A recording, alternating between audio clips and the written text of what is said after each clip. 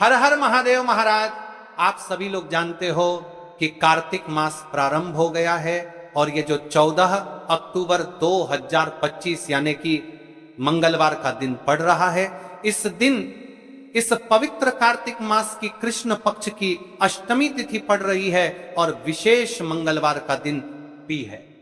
मतलब ये कार्तिक मास का मंगलवार की अष्टमी है। आप सभी को पता है कि कार्तिक मास का कितना बड़ा महत्व होता है और मंगलवार की अष्टमी का तो सबसे बड़ा महत्व है। इस दिन किया जाने वाला ये एकमात्र उपाय आपके भाग्य को बदल सकता है।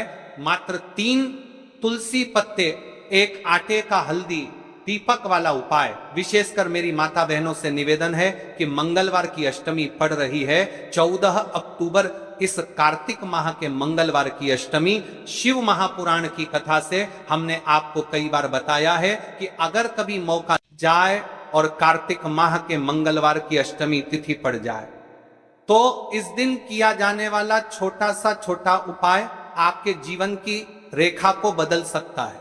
आपके जीवन में दुख कष्ट चल रहे हैं, धन संपदा में कमी है, लक्ष्मी घर में आती तो है लेकिन टिक नहीं पाती है, तनाव है, घर में लड़ाई झगड़े होते हैं, तो इस दिन आपको इस मात्र 3 तुलसी पत्ते, 1 आटे का हल्दी दीपक वाला उपाय को अवश्य करना चाहिए। आप सभी को पता है कि कार्तिक माह में दीपक प्रज्वलित करना यानी भाग्य को चमकने वाली बात। जिस प्रकार हम दीपावली धनतेरस पर आटे के दीपक प्रज्वलित करते हैं, उसी प्रकार से 14 अक्टूबर मंगलवार की अष्टमी वाले दिन इस उपाय को करना है। तो महाराज, आज की यह शिव महापुराण की कथा से इस पवित्र कार्तिक माह की मंगलवार की अष्टमी के दिन किया जाने वाला यह एक उपाय आपके घर में माता लक्ष्मी का स्थायी बात करेगा, धन धान्य में वृद्धि होगी और घर में सुख और शांति होगी।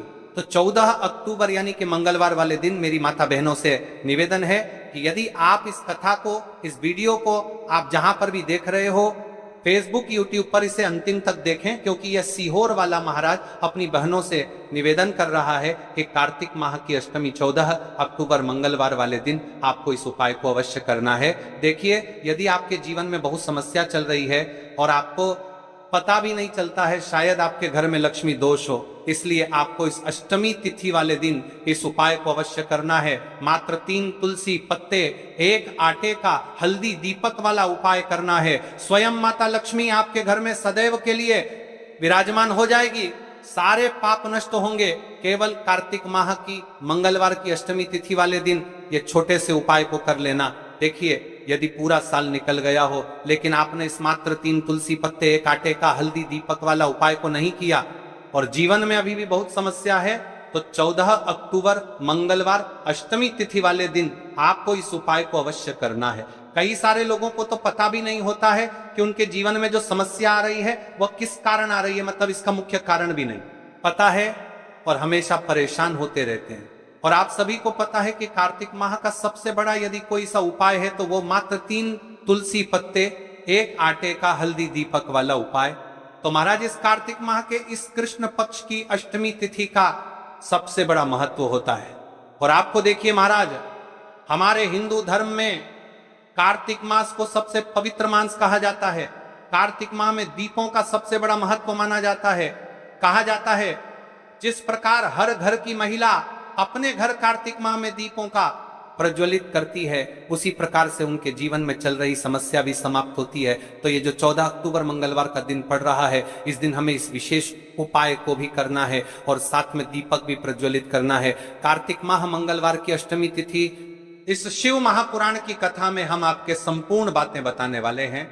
आपको मंगलवार इस अष्टमी तिथि वाले दिन इस छोटे से उपाय को कर लेते हैं शिव मंदिर में अपने घर या फिर अपने घर माता तुलसी कुंड में। तो जो मनोकामना बड़े बड़े पूजा पाठ, बड़े बड़े उपाय से पूर्ण नहीं होती, वह केवल इस तरवा कार्तिक माह की अष्टमी तिथि मंगलवार वाले दिन इस छोटे से उपाय को करने से पूर्ण हो जाती है। और ऐसे मौके बार बार नहीं मिलते। मेरी कई सारी माताएं बहनें पूजा पाठ करती हैं, रोज शिव मंदिर जाती है, शंकर को जल समर्पित करती है, फिर भी उनके जीवन से समस्या समाप्त नहीं होती है। तो उनसे विशेष कर निवेदन है कार्तिक माह मंगलवार की अष्टमी। आपके घर का कोई भी एक व्यक्ति इस दिन इस मात्र 3 तुलसी पत्ते, एक आटे का हल्दी दीपक वाला उपाय को करेगा तो जो भी पूरे घर परिवार में समस्या चल रही है वह सारी समाप्त होती है। भक्तों, शिव महापुराण की कथा में बताया गया है कि कार्तिक माह अष्टमी तिथि का सबसे बड़ा विशेष महत्व होता है। जैसे कि 14 अक्टूबर मंगलवार इस उपाय को यदि हम करते हैं तो उसका फल तो हमें मिलता ही है, लेकिन कार्तिक माह की अष्टमी तिथि और विशेष मंगलवार वाले दिन करें तो उसका फल 100 गुना बढ़ जाता है।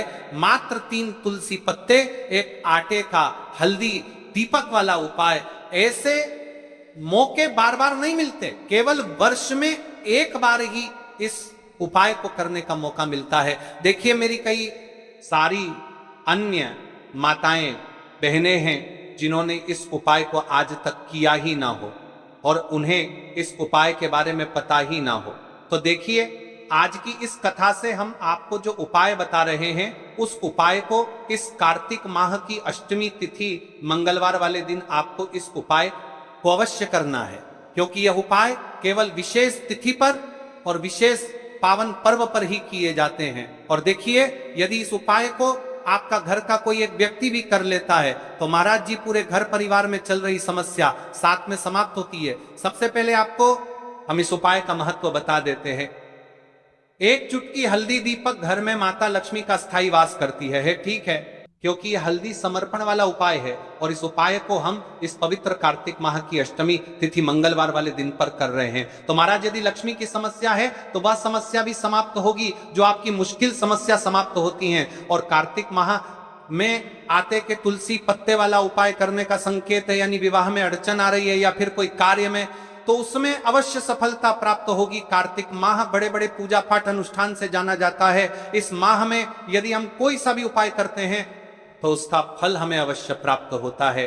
देखिए महाराज जी, हमने हमारी पिछली बार की कई सारी शिव महापुराण की कथाओं में आपको इस उपाय को अच्छे तरीके से बताया भी है और समझाया भी है, लेकिन आज एक बार फिर से हम आपको इस उपाय को समझाएंगे, क्योंकि 14 अक्टूबर मंगलवार का दिन सबसे बड़ा और विशेष दिन है। देखिए, यदि आपने इस मात्र 3 तुलसी पत्ते, एक आटे का हल्दी दीपक वाला उपाय को कर लिया तो आपको इस उपाय का वह फल मिलेगा जिसकी आपने कभी कल्पना भी ना करी होगी। देखिए, हम राशि से जुड़ा भाग्य भी बता रहे हैं और भाग्य में चल रही परेशानियों को भी बता रहे हैं। तो यदि आप अपनी राशि से जुड़ा भाग्य जानना चाहते हैं तो अपना नाम और अपनी राशि कमेंट बॉक्स में अवश्य लिखें। तो चलिए भक्तों, अब उपाय की तरफ चलते हैं। सबसे पहले जान लेते हैं उपाय के बारे में कि आपको इस उपाय को कब करना है, कैसे करना है और घर में किसको करना। अब बात करते हैं कि इस उपाय को किस समय करना चाहिए। देखिए महाराज जी, इस उपाय को करने के 2 समय बताए गए हैं। सुबह का समय, प्रदोष काल का समय। कई सारी माता बहनें सुबह के समय इस उपाय को करना चाहती है तो वह सुबह के समय इस उपाय को कर सकती है। सुबह का समय सबसे शुभ माना जाता है, विशेषकर पूजा पाठ और उपासना के लिए सुबह का समय बहुत उत्तम है। सबसे श्रेष्ठ समय सुबह 7 बजे से 8 बजे तक। यदि कोई व्यस्त है और वह इस उपाय को करना चाहते हैं तो सुबह 10 बजे तक कर सकते हैं, और यदि कोई माता बहन चाहे कि वह 12 बजे से पहले कर लें तो भी मानिए। बस इतना ध्यान रखना है कि दोपहर 12 बजे से बात नहीं होना चाहिए। अब देखिए महाराज की बात कर लेते हैं प्रदोष काल के समय के बारे में। प्रदोष काल का समय दूसरा श्रेष्ठ समय है प्रदोष काल। प्रदोष काल का अर्थ है संध्या के समय का वह विशेष मुहूर्त, सबसे श्रेष्ठ समय। शाम 5 बजे से 6 बजे तक यदि इस समय न हो पाए तो रात 8 बजे तक कर सकते हैं, लेकिन याद रखिए 8 बजे के बाद ये उपाय न करें। अब कई सारे लोग कमेंट करके हमसे इस समय पूछने लगते हैं कि महाराज जी आप ही बता दीजिए सबसे उत्तम समय कौन सा है, कौन सा समय चुने। यदि आप प्रदोष काल में करें तो दीपक साथ ले जाएं, यदि आप सुबह करें तो गंगा जल साथ रखें।